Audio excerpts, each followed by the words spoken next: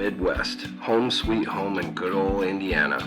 Place of small towns, cozy families gathered together, and fields of corn and rustic woods. But, like any town, there is a dark underbelly that often goes unnoted. We are part of that darkness. We lurk in the shadows to bring you the best in horror, metal, and stories of the grotesque. This is Blood in the Cornfields. All right, welcome in, cellar dwellers. As always, I'm Mark. I'm Ivy. And we are Blood in the Cornfields. Excited today. I look forward to all of our episodes, but this one has me in a mood. You know what? In a mood. This whole movie that we're going to talk about has had me in a chokehold mood. It has. And we're excited to share it with you all because, you know, what better way to start off the new year? Oh, yes. A new year, lots of new things. I guess with that being said, let's rip into some current event stuff we have. Yes. So, current events, got like 4 things for you right off the bat. Yes. There's so many new movies coming out. There so really many. is. We actually could have a full episode just on that clip you sent me of like 20 new shows, new movies? Let me rip those off like a Band-Aid. We have The Wolfman, Screamboat Willie, Companion, The Monkey, Vicious, Sinners, Ash, Unit Dawn, Clown in the Cornfield. Final Destination, 28 years later. Megan 2, I Know What You Did Last Summer. Thread, The Conjuring. Monkey Paw Productions' Him, The Bride. Black Phone 2. Five Nights at Freddy's 2, I think. Mm-hmm, Bambi. Del Toro's Frankenstein. Dracula. Dust Bunny. Death of a Unicorn. The Strangers. Lots of good shit coming out. Yes, lots. This upcoming year, I'm glad we chose to do the podcast, like this year and then going into this is our second year. Yeah. Because there's a lot in there. And there's a lot. One that we didn't mention that really needs to be talked about because we're big fans of the movie, I would think. Return of the Living Dead. Yes. They're making a new one.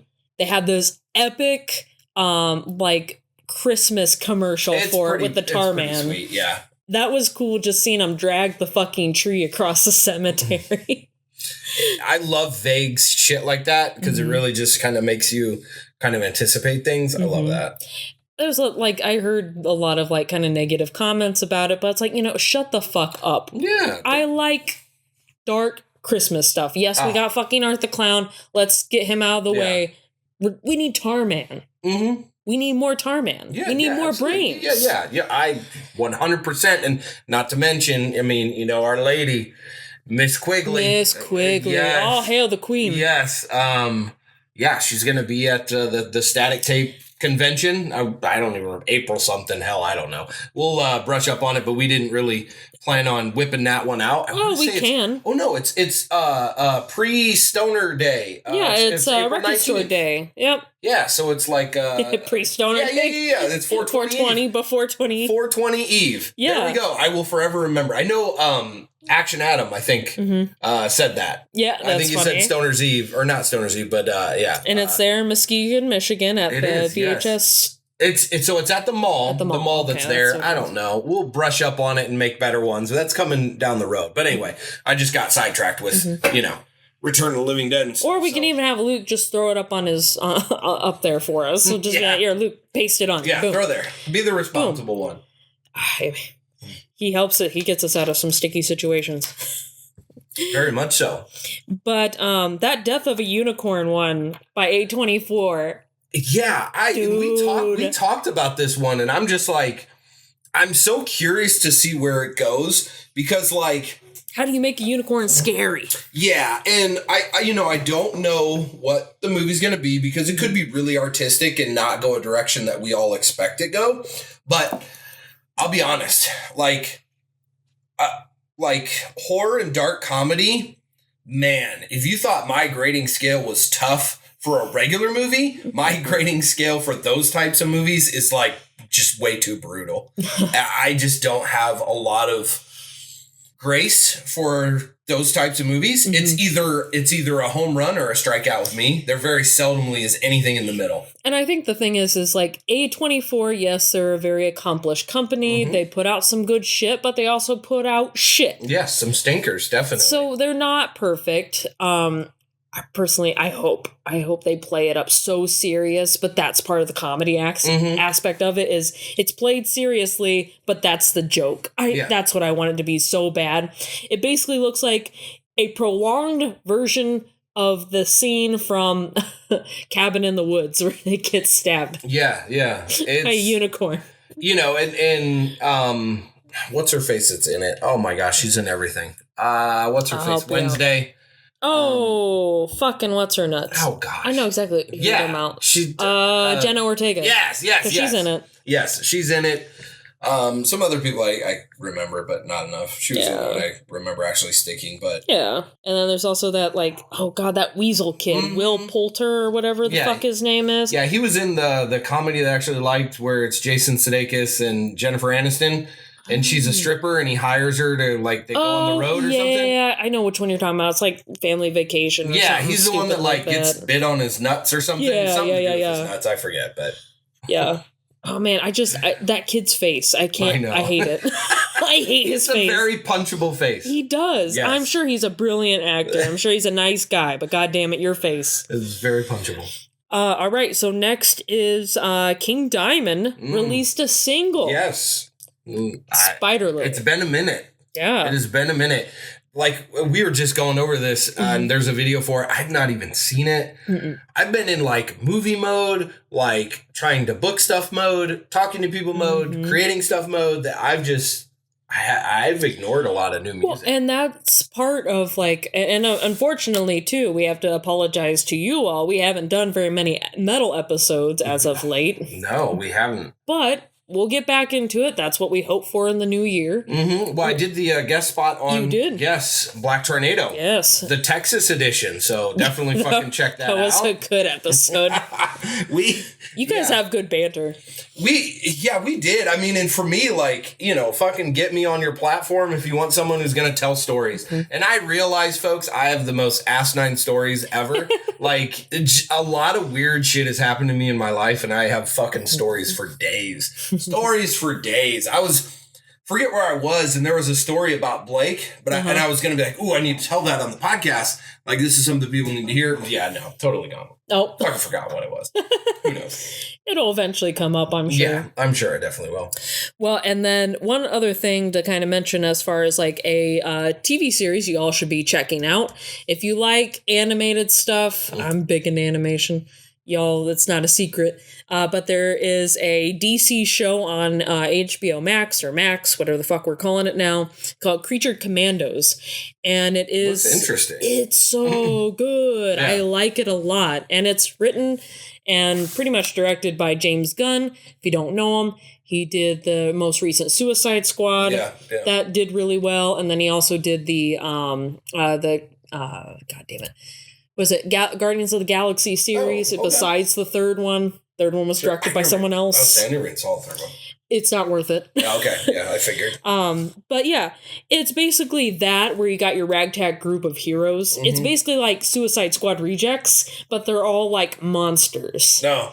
So you got the Bride of Frankenstein, you got Frankenstein's monster, you have the Gill Woman. Okay. There is the Weasel who's from Suicide Squad, who's in this one, but he kind of is like a werewolf kind of looking creature, so he fills in that role. Yeah. And then there's a weird robo man that just wants to kill Nazis. Yeah. But yeah, it's very good. Check it out if you get a chance to see it. I'm obsessed with it. Mm-hmm. I want to cosplay as the bride so bad. Yeah, that'd be awesome. I love her. I think she's so badass. Awesome. But apparently also this particular series is kind of testing the waters as an animated feature before they actually create a live action version of it. That's cool. And it's supposed to be a continuation of the television series. Okay. So whether or not that's annoying to you, I think it's fine. No, I think it's cool. I think that's good. You don't necessarily have to watch the series. It's just like, oh man, what's that movie? Buckaroo Banzai. Have you ever seen that one? No, I've never seen that. It's such a bizarre sci-fi flick that literally it acts as if you should know what's going on, but you don't. There was never a first movie. There was never a comic series. They just throw you into this world and it's like, figure it out on your own. Okay. So I hope that that's what they do with Creature Commandos. And goddamn, the music in that show is so good. You have Gorgo Bordello that's in it. Okay. You have Dresden Dolls. You got a couple other like really cool kind of gypsy punk, lack of a better term. Sure. But I think that's what they call themselves, kind of bands. Really good. Really brings on the atmosphere. So check it out if you haven't yet. Also new to 2025. We want to try to bring you all some more true crime as well as cryptid episodes. Yes. Oh my gosh. Yes. We've the whole cryptid thing is obviously we're going to have to put, we had to put a pause on that. Me and Neil are working on that. We've got several things kind of going, but we really had to take a pause for the winter because I'm not chasing down some bullshit in the winter. No thanks. Or the rain, I don't need to be catching pneumonia or anything like that. So yeah, our Indiana weather has recently been no snow, just wet. Just wet and cold. Also, around true crime, I got something, but Texas Chainsaw Massacre. Yes, absolutely. Congratulations to Texas Chainsaw Massacre for being nominated into the archives. Yeah, the National Archives, National like the film archives. Yeah, so it's going to be a permanent fixture. So if like aliens take over this planet, they will be able to watch Texas Chainsaw Massacre. They know how significant it was. Oh yeah, absolutely. And I've said it so many times. And Texas Chainsaw Massacre 2 is my all-time favorite movie.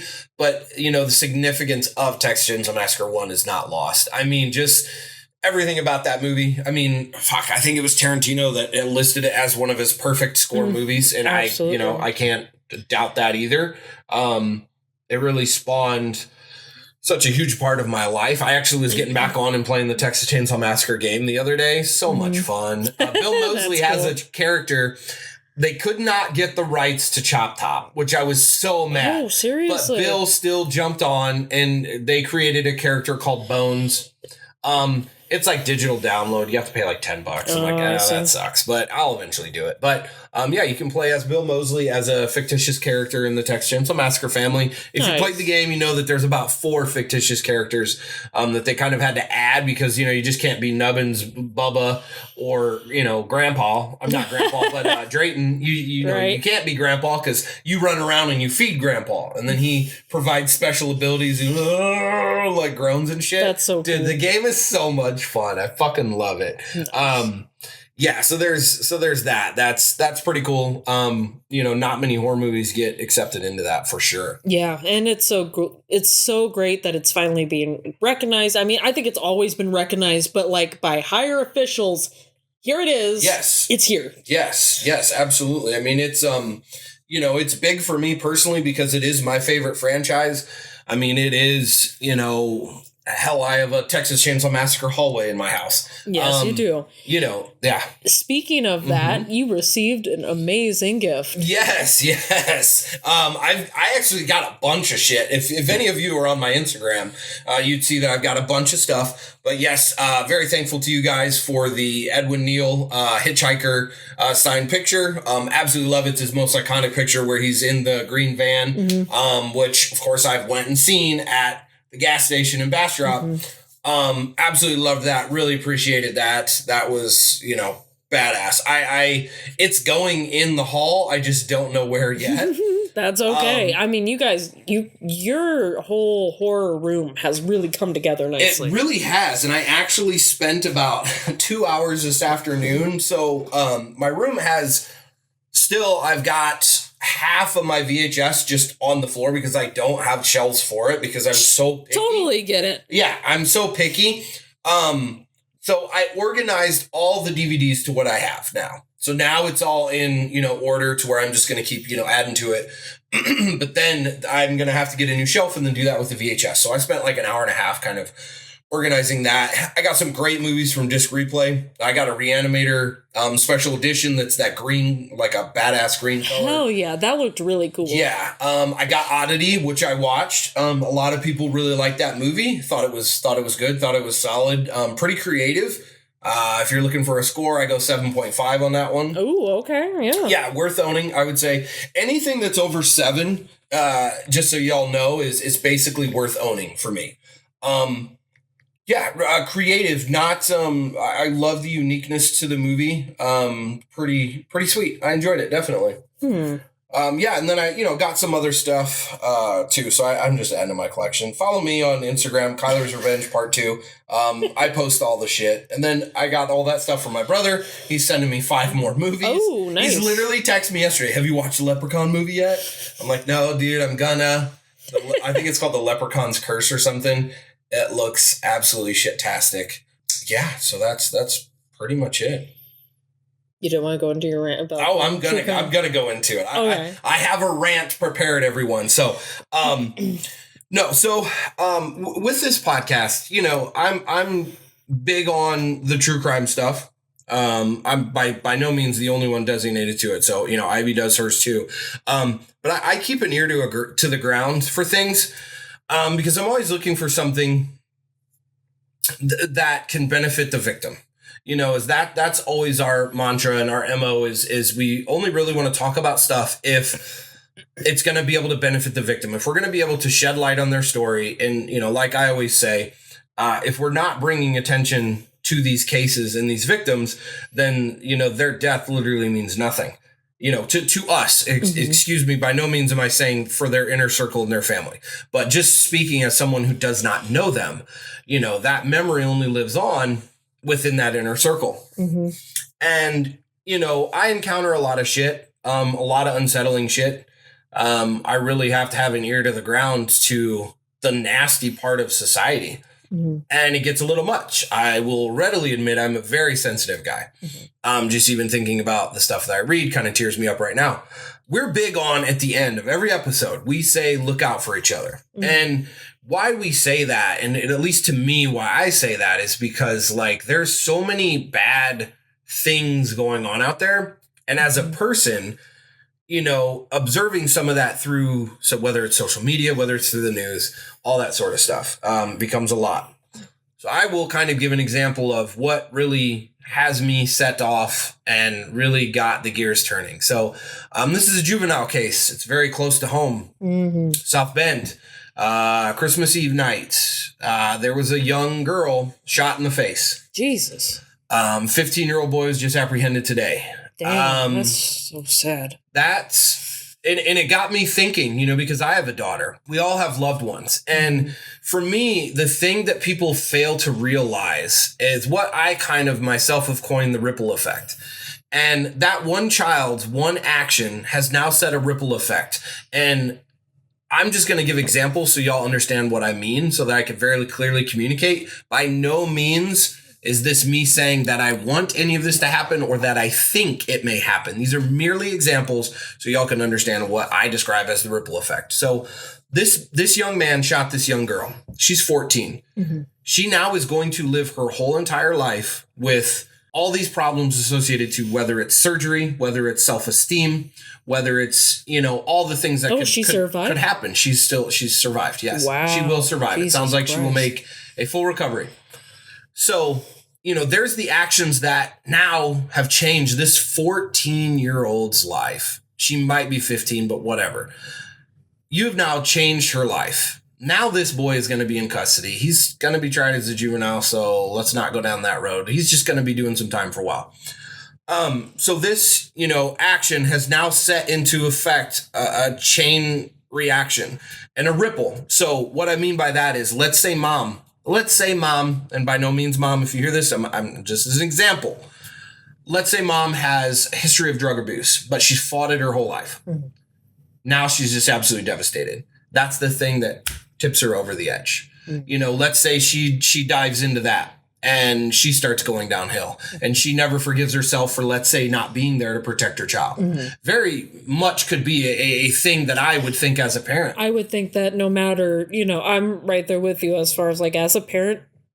Absolutely. I mean, it doesn't matter if I have a history of drugs or not, which I don't, but I would be devastated. Sure. And my first reaction would be, what could I have done to make my daughter or son feel safe? Or let's say... Or why couldn't I have prevented this? Let's say the other end. Let's say she doesn't dive into substance. She seeks revenge or wants revenge. Mm-hmm. And let's say she does, exact revenge onto that family. Well, then there's obviously another ripple that's been created. Mm-hmm. But let's say, a cousin is now deeply affected because his cousin, is now going through all these things and yada, yada. Mm-hmm. The ripple effect can extend out to grandparents and others. Mm-hmm. And, the other stuff, some of the big stuff that does stir some feathers, like the whole New York subway where that poor woman was just set on fire in a subway. Jesus. Literally burnt to death in a subway. And I know there's political shit.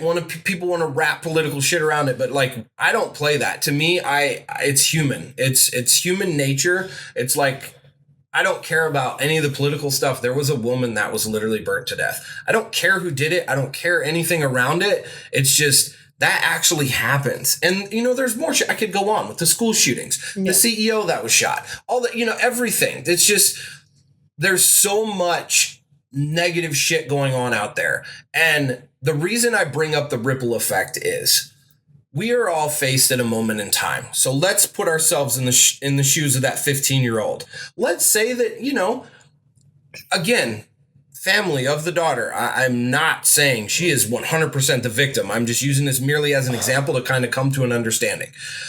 Let's say the 15-year-old, let's say she wronged him. Who gives a shit? Let's say she broke up with him. I don't know. Don't know their situation. Let's say she broke up with him.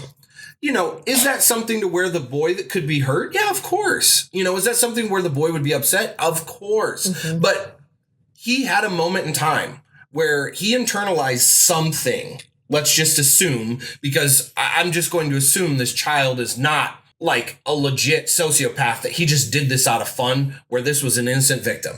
It may be that we find out down the road that that's the case, but let's just for safety's sake assume that that's not the case. That this was provoked somehow in his brain. Mm-hmm. He thinks it was provoked. It wasn't, because it's not justified. But let's say that this child had a moment in time where he chooses to internalize the pain and let's say do something constructive, or go down and internalize the pain and say, I'm going to shoot her in the face. That may sound a little ridiculous, but there was a moment in time. There was that moment in time. And we are all faced with that moment in time.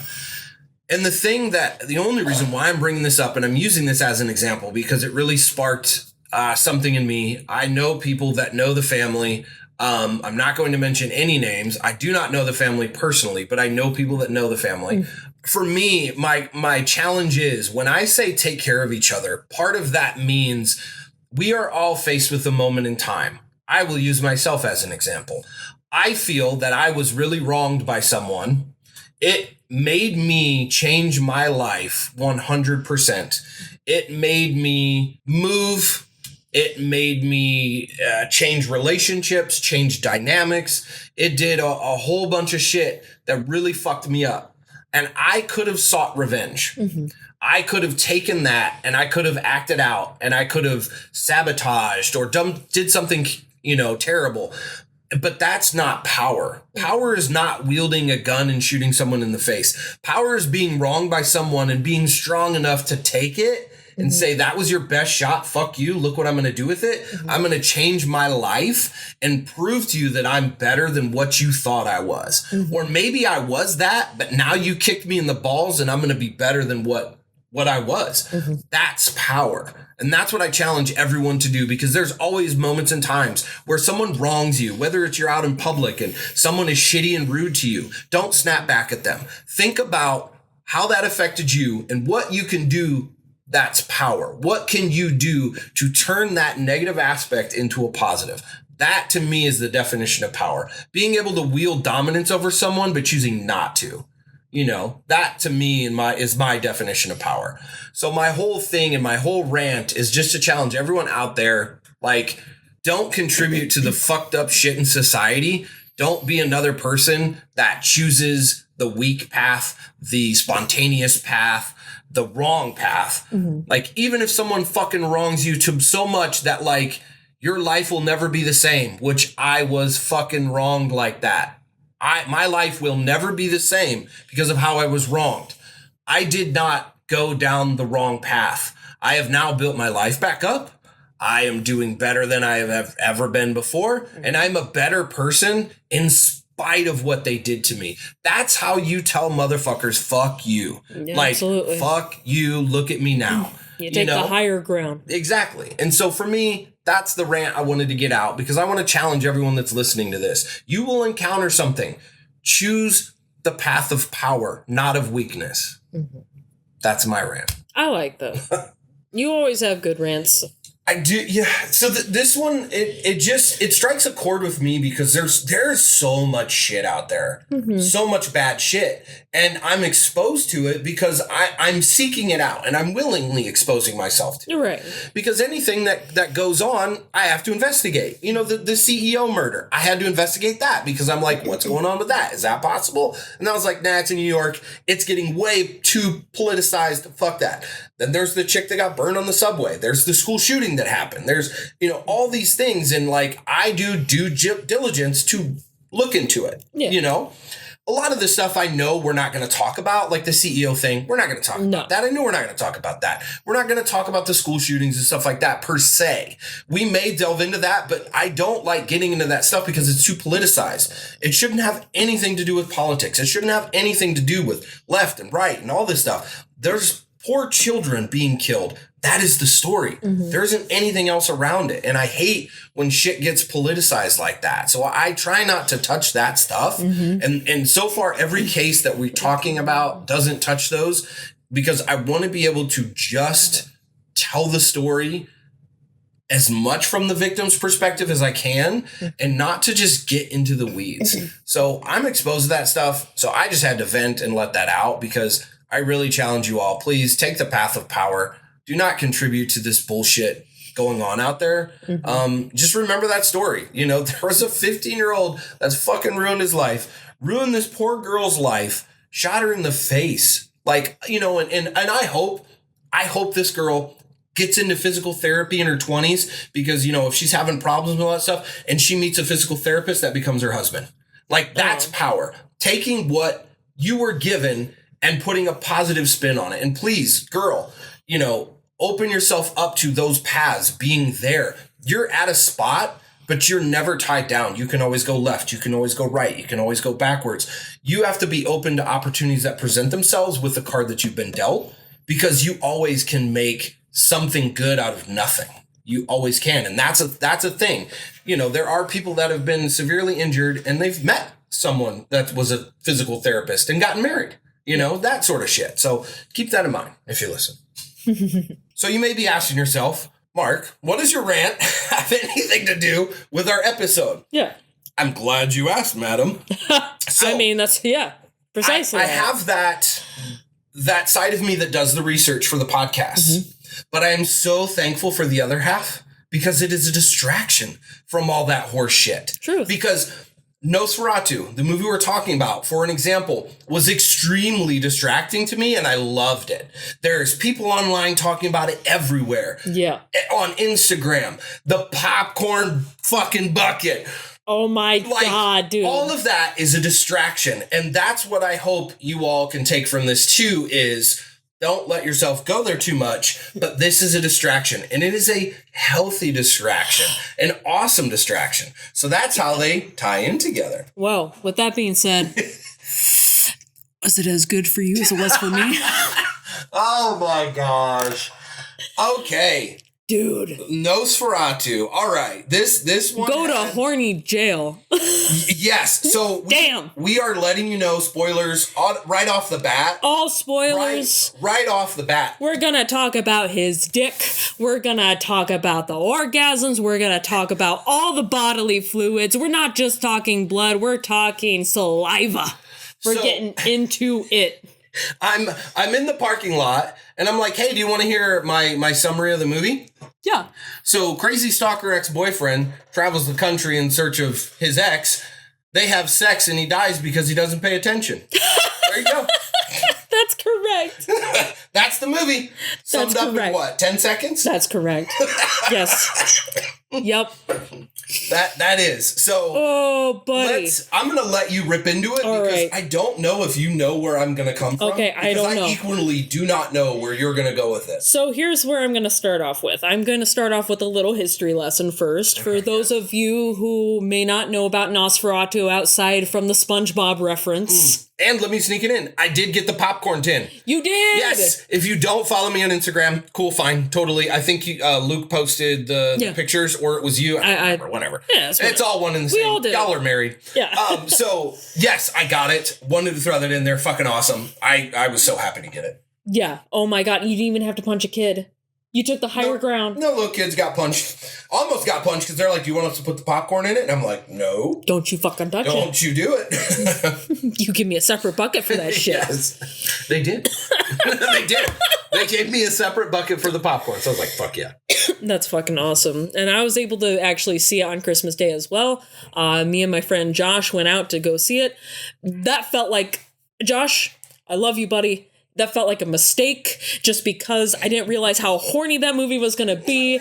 And here I am, like, sweating like a sinner in church, getting turned on. I'm like, I should have watched this with my husband. I feel like I'm cheating on him right now.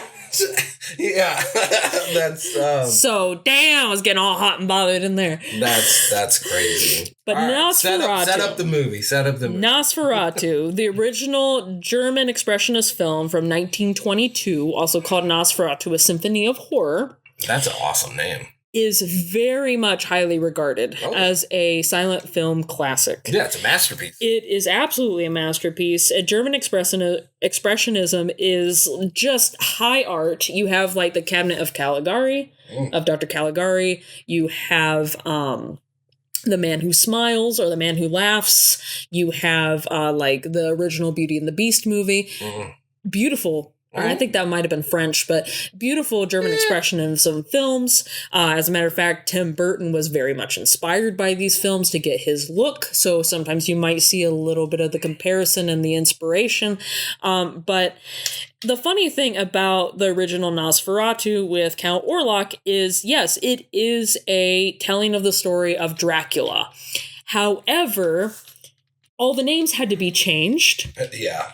Because Bram Stoker's widow, said absolutely not. Said, fuck you. You're not making this movie. I'm not going to have you like get royalties from this shit. If you make this movie, I am literally going to burn every copy that you fucking make. That's kind of Yoko Ono. It kind of is. Luckily, other countries had copies of the film that were able to scrape by and produce the original. So it was almost a film that never was. Yeah. And we are so lucky to have it in our presence and have it, screened and have re-adaptations made of it. As a matter of fact, we have a couple re-adaptations that are here besides Robert Eggers. We have the, let's see here, Nosferatu the Vampire, 1979 by Werner Herzog, featuring Klaus Kinski as the fucking Dracula in this one. They actually did use the names because the Bram Stoker umbrella was broken. It came under fair use, so they did keep as Nosferatu for the title. They kept the Count Orlok look, but it's Dracula. Yeah. Because fuck you. And then, of course, we also had Shadow of a Vampire. That was released in 2000. Willem Dafoe as Max Schreck, the guy who played Count Orlok. Yeah. But the funny twist on that is he is an actual vampire. Yeah. And has John Malkovich in it as well. Great movie. Yeah, so it is so good. And it's great that Willem Dafoe is in the Robert Eggers movie, just as a different character. Yep. So yeah, the whole story of Nosferatu, from the original and also in the other variations, including this one. It's about Thomas Hutter, not Jonathan Harker, Thomas Hutter, and his wife Ellen, not Mina. They are happily married, they're happy, and there's a nut. They are not nut. He becomes a nut later. But Thomas gets a job where he needs to sell a beautiful estate to a very secluded man out in the wilderness, Count Orlok. Yeah. and he does not realize he's fallen into a trap. A trap, yeah. But he thought, oh, this is just a wonderful job that I've taken opportunity. Yeah, big opportunity back then. Yeah, because he wants to, put it towards a house, right, for him and his wife. Yeah, and like he and his wife, they already just moved in together, but they want to, be able to, get money taken care of, all this other stuff, because owning a house, we all know this, it's a lot, and I can't imagine what it was back in the 1800s. Mm-hmm. But yeah, he takes up that opportunity. Count Orlok, signs the agreement and all this other shit. But that's where the movies differ. A little bit. And we'll get into that, because in the original, Count Orlok, yes, he does this whole thing to get to Ellen, but it's not as fucking horny as that. As this Robert Eggers one, which I've noticed is a theme with Robert Eggers. There's sex in every last one of these movies, and not complaining. Glad we get titties in every one of his films. We do, yep. We had witch titties. Mm-hmm. We had mermaid titties. Yep. We had Viking titties. And now we have titties galore. The barbarian fucking movie. Yeah. We have titties galore. It was, but Northman. Yes. Yeah. That's one of my favorite ones of it. So fucking good. That's a good movie. I like that one. But yeah. So in this new adaptation of Nosferatu, apparently, Count Orlok has already taken fancy to Ellen in her past and essentially raped her as a child. Okay, can we branch off for a second? Yeah. That threw me for a loop. I'm like, wait a second. Were they dating? Or did they know each other? Or were they just fucking in their sleep? Or I was like, I wanted to say time out, pause. Yeah, wait. What is that? Whoa, I need more story for that. Yeah, because that was my first no. Yeah, that was my first no. Because then she explains she's had all these weird kind of seizures and all this other waking nightmares and all this stuff for years and years and years and years until she married Thomas and they finally went away. Yeah, and it was because Orlok took her as his fucking bride at 8 years old, fucked her in the middle of the night, raped her.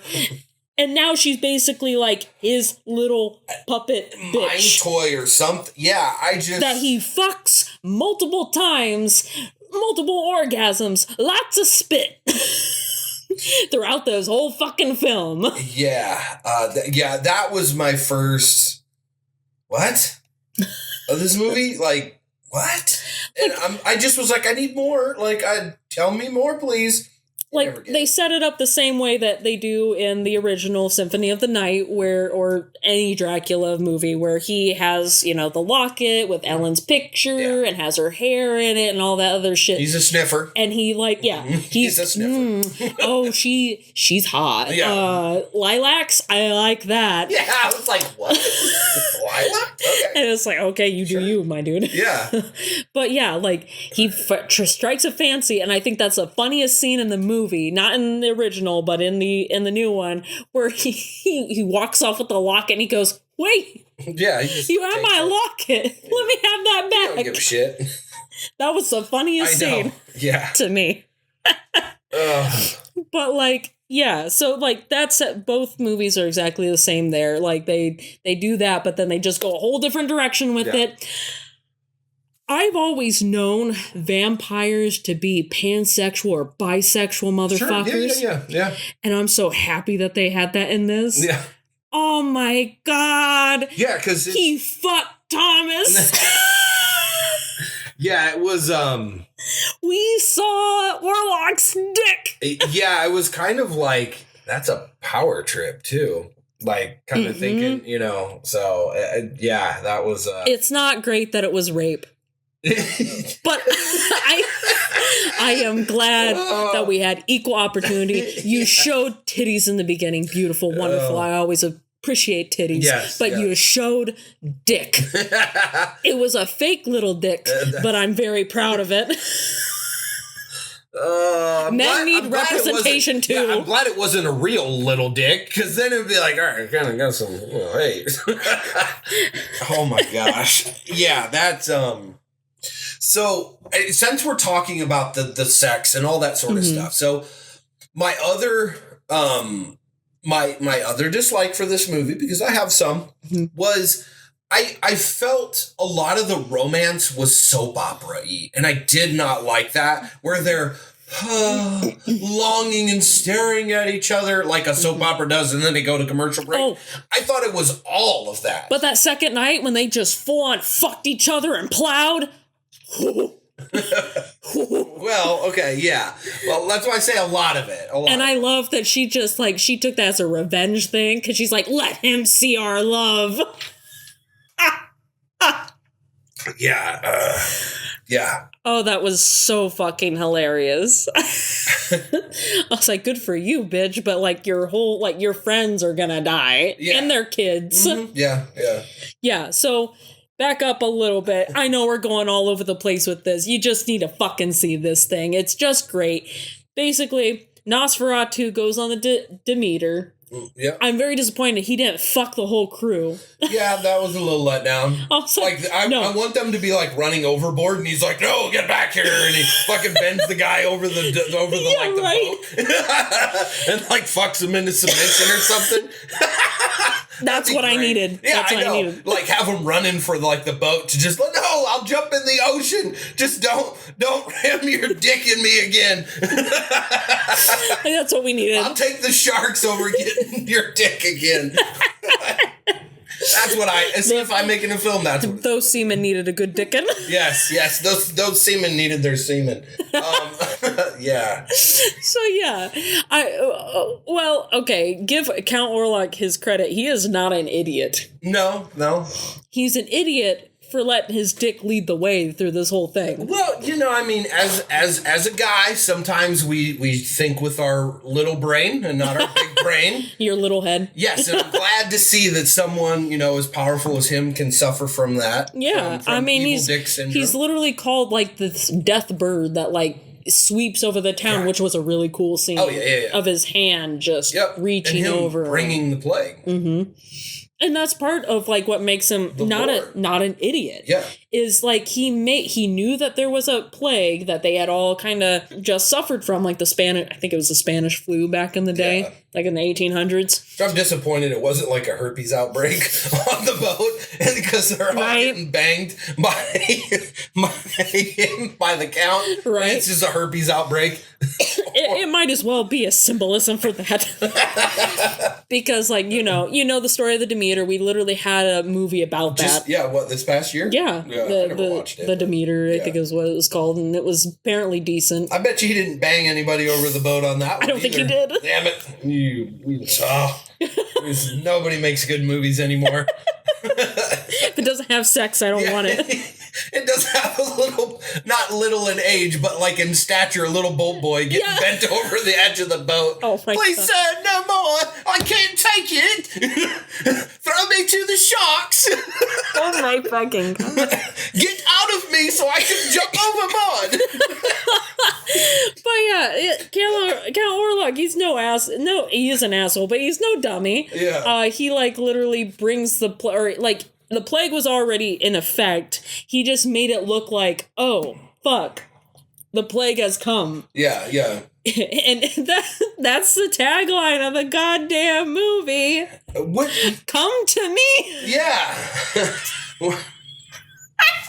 Oh, man. Yeah. Oh, but seriously, let's also talk about the fact, get serious for a second. This movie is shot beautifully. It is. My one thing with that, and it's not the movie's fault, obviously with some very expensive equipment. I don't know if this is Sony Pictures or not, but Sony has really good stuff. But anyway, shot with really good equipment. Very dark, very much big dark scenes. Yes. The cinema I was at did not have a very good projector. Oh, so shit. A lot of the scenes I was like, I'm just seeing dark. I can't really see any definition in dark. Mm-hmm. So hopefully you all saw it on a better projector than I saw. Mm-hmm. But that was mine where I'm like, damn it, because I know the movie looks better than how I saw it. Mm-hmm. That's why I won't discredit it at all. Mm-hmm. But there is a lot of detail that I did not get to see. Yeah, in our movie theater, as a matter of fact, like the movie started out with at an angle. Yeah. And it sucked. Like, because, like, you know that beautiful shot where she's in the very opening of the scene where she's, like, walking towards, it's, like, the big castle. Yeah, yeah. And then she's walking towards, like, down the path, and it's just hauntingly beautiful. It was tilted down so we couldn't see what the hell we were looking at. It was just a castle. And I'm like, what the hell? Is that shortly before she got psychologically banged by the side of the pool or whatever? Yep. Correct. Okay, yeah. Correct. So, yeah. Yes. So, yeah. Honestly, that's just what set up the whole movie. Be prepared for sex. Yeah. It really... It did. Yeah. Yeah. It had a lot. And, you know, the other seriousness of the story is I personally like the inclusion of Nosferatu with the mustache. So, I was taken back at first, and I still don't know how I feel about it. That was another shocking thing for me. It's just a mustache, but you have to understand, every image in my brain of Nosferatu does not have a Burt Reynolds. Yeah. Yeah. Does not have a fucking Burt Reynolds. It's a bald man with little Mortimer Snerd buck teeth coming out. Or it looked like Flanders. Yeah. Flanders stash. Oh, he did have a very stupid, sexy Orlok. Yeah. I was thrown off, and I still don't know how I feel about it. So, I mean, that's okay. You know what? From a lady's perspective, I'm glad he had a mustache. Mustache? Okay, yeah. Bill Skarsgård looked hot. Count Orlok has never looked sexier. I understand Ellen's plight. The allure. This whole fucking movie could have been saved if they just would have, let me back up. I'm about to rant. Okay, when he visits her, while he's still bumfuck miles away from her, getting his little crib set up with his dirt and his coffin and shit, or, his casket and shit. He comes to her on the first night. He comes to her. Stop it. He comes to her on the first night and threatens her. Like, you will come to me. You will submit to me. Otherwise, I'm going to kill everybody you love. Yeah. And you... if you don't submit to me by the third night. Which is a classy way to get a gal. Yeah. Sold, I guess. This all could have been relieved if she would have said on the first night, okay. Well, okay. I guess since you put it that way, I don't really have a choice. We're going to become neighbors. Nobody needs to know what all three of us are doing. You quite clearly fucked my husband already. We can just live like the Shelleys. Like Mary Shelley and... those lifestyles exist. They could have had a beautiful three-way. They could have had a dynamic. What I'm saying. They could have sat at the table and been like, okay, so don't kill me, but how do we work this out? Because I don't want to go anywhere because this is my wife. But obviously, like... you really have a thing for me. You have a thing, and you could kill me at any second, so there's that, Like, how do we work this out? Yeah. But if she would have just... I agree. The movie... That movie they could have ended it. Solved. And then... Done. Then they could have spun off into a reality series or a TV series. It would have been like What We Do in the Shadows. Three's a couple Three's or whatever. Company, Three's Company. Yeah. And then do the little sitcom spinoff. Could you imagine that? Like, you see Thomas Hutter... with the crowd laugh tracks and shit. Laugh track and like the fucking Full House opening. Could you imagine that? The evening TV. Like, it would have been fine. You guys have already exchanged bodily fluids. Just let it be. Just let it ride. Let it ride. Knock had no reason to be there. Knock, who was originally Thomas Hutter's, like, boss or whatever, went fucking nuts because he was originally working for Count Orlok the whole fucking time. That guy was cool. He liked to chill in the coffin. That was Renfield. All that. Yeah, okay, yeah, He was Renfield. Yeah. They just put him in a different name. Yeah. But, like, good for him. He could, I don't know. He would have messed up my vibe. He had to go early. I would have set him ablaze, too. Yeah, I mean, he could have been useful for chores and different things. Well, that's true. He could have. I mean, he was so gung-ho to kill her, though. He goes, you want me to kill her, my lord? No, don't. You might have had to keep him in place. No killing.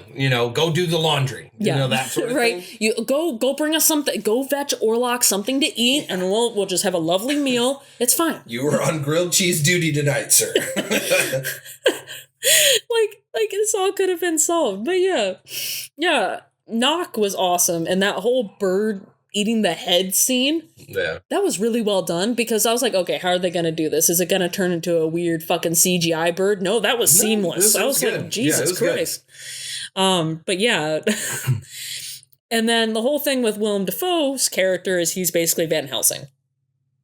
Yeah, pretty much. Yeah. He's Van Helsing, and he's hiding from Thomas Hutter, Ellen's husband, that, this magical book about Nosferatu says that she needs to sacrifice herself in order for any of the plague to go away. Yeah. Yeah, I mean, what more else is there to say about it? I mean, the only other thing that I can think of that I thought, like, I mean, I understand why it was a part of the plot, but I also understand why it wasn't a big part of the plot in the original Symphony of the Night, was the plot with the friends that they were staying in. The one where he did the Yes, the two girls. Yes. Yeah. Yeah. What was his fucking name? Like Frederick? I loved when he dropped them in the silhouette of the window, like the bodies of the children. Of the kid, yeah. That was fucking cool. To me, that was like, whoa, okay. Like, he means really business. Just does not give a shit. No. And it was mostly the bitch's fault. It's Ellen's fault. She would have fucking said yes on the first night. Those kids wouldn't have died with those cute little coffins. Those were so cute. They were, and they were so small and tiny. And whoever, props to whoever embalmed Anna there at the end. She embalmed really well when he brought her up for a kiss. I'm like, good for you. Yeah, it's so I'll kind of bring it back around to really kind of give my insight. There's things that I like and things that I didn't. Well, some of the stuff. Mm-hmm. One of the things that really I just did not get, and I'm glad I'm here to talk with you because you are from a different perspective than I am. It's great. All right. So I left the movie being like, I don't think I liked it. Oh, okay. But there's things, mainly because it's not my kind of movie. Gotcha. Okay. It's not. It's really not. And I'm like, I'm way more street trash than I am this fucking movie. Uh-huh. This was not that. So definitely not. I knew it wasn't going to be. Mm-hmm. But the breathing, can we talk about that? Like, what the fuck is going on? I got it at first because I figured, it's like COPD. And then all of a sudden it goes to, ugh. Yeah, the breathing was just obnoxious. But, like, I got it in the beginning because I'm like, that's their way that they're telling us that, like, he is not fed. Or that he is dying. Or that he's, he's weak. The longing has now been too much for him, that he's like maybe stopped feeding or something like that. That's kind of the kind of raspy. Yeah, the thought I had of it. And I was like, that's cool. We weren't talking about the same thing at the beginning. I'm sorry. Go ahead. But it never stops. Yeah. He feeds and it never stops. The breathing just is always there. That's true. Like, he's always constantly weak. And I think why, just me personally, now that we're talking about it, because I didn't think about that at first, I think the reason why is just because he's longing for her. She is literally the only thing that could satisfy him. Yeah, I get it. I thought that point was driven home by the movie itself. Yeah. And that the breathing didn't need to be the little added pizzazz. But I don't really like movies like that. Pizzazz. It's like kind of redundant. It's like bro stalking her through his mind and he banged her as a little child and he's stopping at nothing to go get her. I don't think you need to add the breathing in to show how much he longs for her. I think we get it. So some ladies like the breathiness.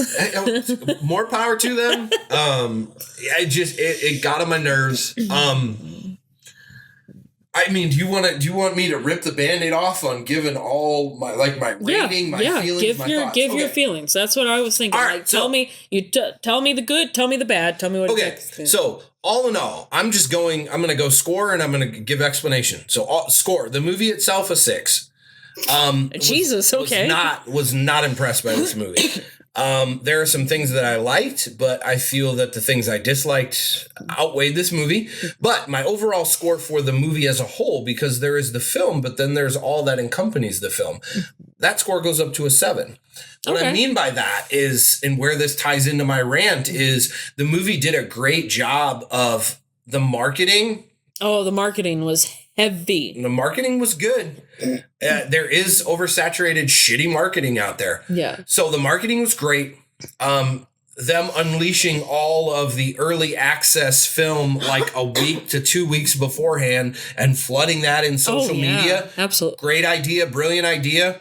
I give you an extra point for that. So the whole experience, the movie is a 6, but the whole experience is a 7 in my book. Were you the one that showed me that they actually made like a it was Titan caskets, but they actually made a legit casket? Yes, they actually made a legit casket. That's cool. Like, yeah.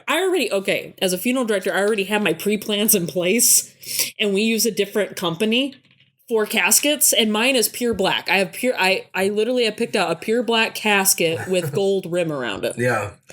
This casket has the red interior. That was cool. And I'm like, but does it have bats on the side? Because if it does, I might greatly consider buying that goddamn casket early for myself. That's my birthday present. Yeah, it was cool. So, overall, I'm giving it a 7. Just the stuff the sex scenes, like, I'm glad you found them to be intense. I thought them to be comical. I thought them to be over the top. I thought them to be very soap opera-esque. I did not like it. To me, I just found myself being like, okay. I just was like, you know what? Okay. That's part of it, though. Yeah. I'm not trying to interrupt you. No. I just want to get this out real quick. That's part of it. It not cheesy. It felt campy with the sex stuff. Sure. And that's what I loved about it. So I'm right there with you. Yeah. As it was comical that you're gonna show me the serious okay, my react. Okay, going into it, Symphony of the Night is a very serious movie. Sure. Besides him lifting up fucking coffins like the tall man and putting them in the horse-drawn carriage, that's fucking hilarious. I'm sad that didn't happen in the new adaptation. It's kind of phantasmy. Yeah, I'm sad that didn't have it not happen or have a reiteration of it in this movie. But it's so comically funny that you got me so goddamn aroused in a movie theater that I had no expectation of this shit happening at. I was not thinking that. Yes, that they, so yeah, no, I totally get what you're saying. It was a pleasant surprise that aspect. I mean, I figured, obviously, whenever there's a Dracula or a Nosferatu or any type of movie, there's going to be that, oh, I want you. I've crossed oceans of time to be with you. But so Johnny Depp's daughter with her, that whole face where her eyes go cross and then she has the whole saliva bit with her tongue going like a cow. I thought it was too much. That's why I didn't like it. Because I was like... She did a full otaku face. Yeah. Like anime, like... Yeah, I don't... And it may be just me. Because when I say that it was too much, I can't physically imagine what she could do to make it not too much. Mm-hmm. So I am fully aware that maybe it is just me. That better have been the best dickin'. Yeah, it really... that you're going to make a face like that. Yeah, not the dickin' that has little boys run for the deck and then jump into the water. Not that kind. But I love how he was like a typical guy and just like... totally lost track of time and was like, oh shit, I'm dead. Like the Dickin was so good and he was, laying the pipe that he forgot to clock out. He forgot to clock out and life said, no overtime, bitch, and you're done. She even held on to him. She's like, nope. No, you stay here. And I think there was an element of like, fuck it, I've been waiting for her. I finally have her. So this is kind of fitting to be my last moment. Yeah. Like, I thought that was cool because I did get an element of that. Mm-hmm. So I was like, that's good acting, stellar acting. Some of the other shit I thought was just hokey. Mm-hmm. And again, all you people don't come with your pitchforks for me. I am full aware. Again, I am more street trash than I am anything else. I mean, you have to remember this comes from a guy whose favorite movie quote is, it's like death eating a cracker. Texas Chainsaw Massacre 2 is my fucking peak movie. This is coming from that guy. And so this is not my forte. This is not my expertise. So I was not imagining that I would ever give this more than an 8 tops. Mm-hmm. And I'm not. No, that's totally fine. We kind of already, you touched on kind of the things you didn't necessarily like. What did you like about it? So what I liked about it was... Just to reiterate. Yeah, absolutely. Because there are, and that's why I say it's probably more me than anything. Because I know I hear everyone saying it was so good and they love this and they love that. So I love the way it was shot, which no surprise, all his films are shot really damn good. Mm-hmm. I did like the cast selection. I thought the people were the right parts for it. I did like a lot of the lurkiness. Mm-hmm. I thought that they portrayed that really well, like the lurkiness, in the even him withholding the children, but in the window and all that, I thought was really good. Mm-hmm. I like how the overall story was told. It's just the particulars in between are what I didn't care for. I thought the movie, the right-hand turn in the beginning really just rubbed me wrong. Mm-hmm. I'm like, what? And it was early on. Yeah. It was like, what? No. Don't go on. I need more context here. Tell me more about this. Yeah. How did this happen? And I think that kind of pissed me off inside because I'm like, well, what? And then later on down the movie, I'm like, well, now I need to know, what was it her ex? Like, was he did they meet at a club? Did they why did he choose her? Exactly. Yeah. How did he know even who she was out of the millions of people that inhabit this earth? Right. And I'm like, once you get later on in the movie, I'm like, now, see, like, pause. This is why I need to go back to the beginning and get more background because I don't know why we're here. And that rubbed me wrong. So I may have been looking at it from like a smug lens from that point on, which is damn near 80% of the movie, maybe even more. Mm-hmm. So I realize it could be that. But that right-hand turn pissed me off. And as the movie progressed and I found myself going, no, go back to that because I don't know why we're here. And then it progresses and I'm like, no, go back even further now because now I don't know why we're here. Yep. That made me so mad. And then I think that some of the other subtleties, the breathing, I get your explanation, totally makes sense. It just rubbed me wrong. Her acting in the sexual scenes I felt were too much. Mm-hmm. But like she's shooting a porno. I know, but I can't say what would be enough. So I can still give her the benefit of the doubt. And so I think that this movie just wasn't my type of movie, and that's why I'm disliking it. Is the easiest way I can say it. But that's the one thing. The one thing is that right-hand turn. That fucked with me and made me dislike the movie from the get-go. Mm-hmm.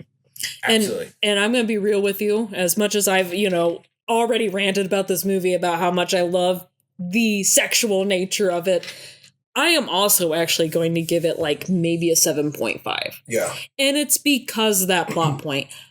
But did I miss it where, why her?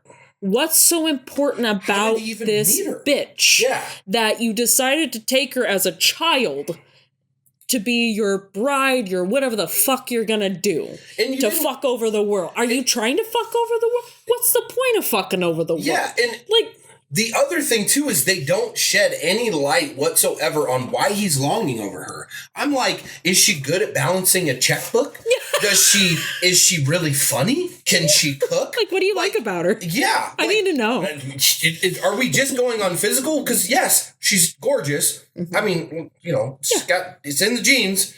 Yeah. But, like, touche that there's plenty of other attractive women out there. Yeah. What makes her special? Yeah, that's something that irked me too because you don't know. You don't know what qualities he loved or whatever. And I also get too, like, maybe that's not the point. Maybe it's also, he's just evil incarnate. Okay, cool. You're evil incarnate. I still don't know why her. Well, yeah. It's kind of the same with I'm going to go to The Exorcist. With Pazuzu, we know the reason that he was let out on an 8-year-old, 12-year-old girl. Because she fucked around and found out. Yeah. And got fucked by it. Yeah. That's why. And this thing is trying to, not is trying to destroy her, but also go after other people and just fuck around with them. Yeah. That made sense for that story. Yeah. For this one, I don't get why you chose her as an 8-year-old girl. Yeah. Again, back to that.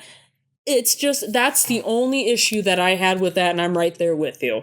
And that's what's keeping me from giving it like an 8 or higher. Mm-hmm. It's beautiful. It's a gorgeous film. It's perfect for the December month. I love the snow, especially because we haven't had much snow. Yeah. Recently here in Indiana, so seeing that beautiful scene in the cemetery with the funeral and the snow, it just, for some reason, that got me, and I was like, oh, I feel the Christmas spirit. Yeah.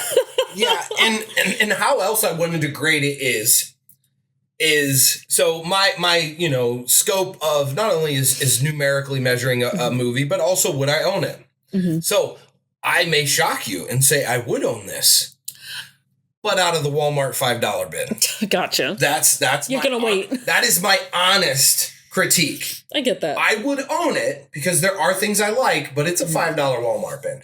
Anything other than that, I'm good. No, okay. So it's got to be on DVD and you're fine. Oh, you're fine with that. You're not going to do Blu-ray. You're not going to do any of the Steelbook or anything like that. They don't even do those anymore. Not. Yeah.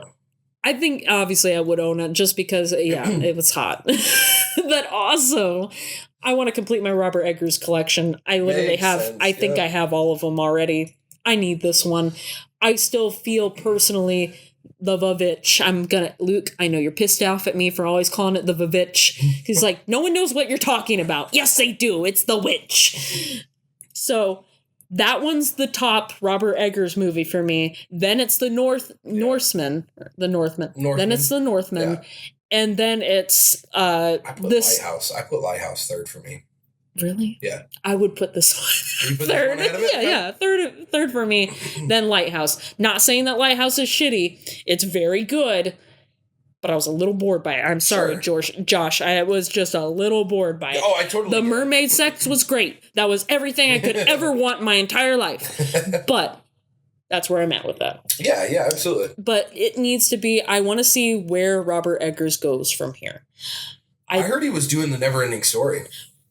Fuck, great. Another German thing that you're going to dip your little fingers into. I heard. I have no validity in that whatsoever. Mm-hmm. Just saw it for a second. Yeah, because don't know if it's true. Wasn't it supposed to be someone else that was supposed to be writing it? Maybe. And then they got kicked off of it because they suck. I don't know. Yeah.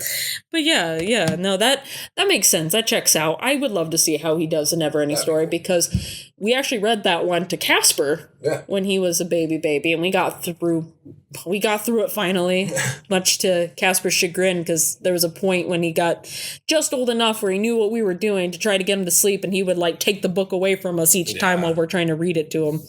But that's a dark book, and it's very well done, and I would like to see that one almost as a two-parter. Everybody's doing fucking two-parters nowadays. Never-Ending Story would be a perfect one. Or maybe was it The Labyrinth?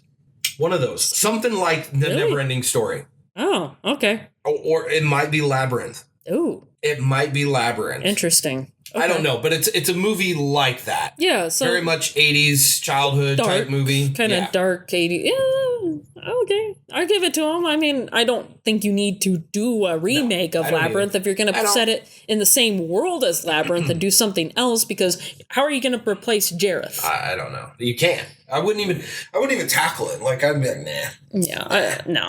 I'm good. But yeah. Yeah, it's worth seeing because it's, again, I'll go back to the movie as a whole. I don't hate because of the experience. Yeah. Because it wasn't just a movie. It brought so much more to the table, and that doesn't go unnoticed in me. Yeah, I wasn't as much a fan of the film as I am of the stuff that accompanied the film, which is great. The popcorn tin was brilliant. Yeah. Brilliant. I was not the only person flipping out over this thing. That's awesome. There was a lot of people going on the 18th to get it when I couldn't. Yeah. When I showed up and they're like, yeah, no, we're not selling it till Christmas. It's like, you motherfuckers. So, yes. Yeah. There were people that went crazy over it. And let us kind of finish with this note. The best way to wrap it up is basically, this is an awesome opportunity to see all of you all of you cellar dwellers come together and enjoy something this big that is in the mainstream. Yeah. How often are you going to get a mainstream movie? I mean, you had It, and you had a couple other ones that kind of did something like this with the marketing and whatnot. But how many other freaks are there going to be that are going to go Christmas Day to a remake of a classic? Yeah. Of a classic horror film. Yeah. I mean, it did its job. It got me to go. And this is even a movie like that isn't necessarily me. Yeah. And it's awesome. It's awesome to see that. All the goths came out of, their hiding place. All the punks, all the metalheads, all the freaks came out. They all celebrated Christmas together. A holiday that I'm sure a lot of people kind of fucking despise. Not everybody. Most of you probably like it. But they all came together. And we all had a good time. It was a distraction. That's heartwarming. It is. I love that. Yep, I do too. Let's have that again for 2025. Yes, I hope there is a movie that draws me out like that. Definitely. We need more distractions. Yes. We need more positive distractions. Positivity, more things that bring us together. And what better way to do this than, sharing this with you all? Absolutely.